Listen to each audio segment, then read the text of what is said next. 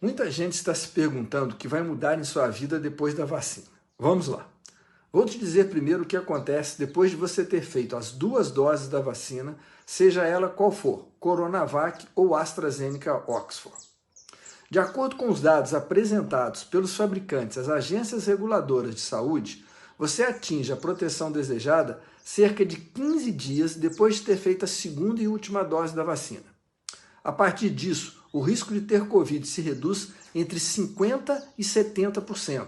E, por sua vez, o risco de ter doença grave, com possibilidade de evoluir para óbito, se reduz para algo entre 20% de risco a risco zerado, a ser conferido.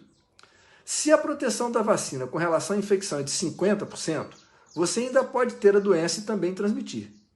Existe uma dúvida se as pessoas vacinadas transmitem uma doença com menor carga viral, o que é provável, mas ainda não definido. Vamos analisar agora alguns cenários possíveis após a sua vacinação. Se você vai conviver com outra pessoa que ainda não está vacinada, lembre-se que você pode transmitir a doença para ela. Se for uma transmissão com menor carga viral, menor o risco para outra pessoa. Mas isso, como disse, é ainda uma suposição.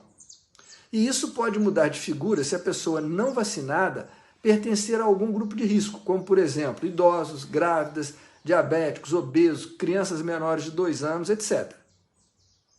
E se a outra pessoa com quem você encontrar também estiver vacinada?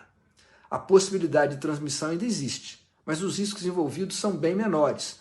Por isso, quanto mais gente vacinada, menores os riscos de doença, de quadros graves e óbitos. É o caminho da imunidade coletiva.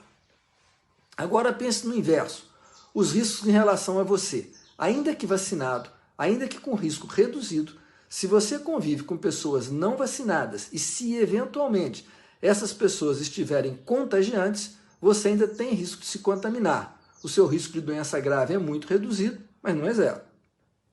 Isso significa então que a vacina não muda nada? Claro que muda. E a primeira mudança vai ser nas taxas de hospitalização e óbitos nos grupos de maior risco, que estão sendo vacinados primeiramente. Começa a reduzir a pressão sobre o sistema de saúde, atualmente em alto grau de estresse. É a redução de risco coletivo. E do ponto de vista individual, muda? Também muda, e muito.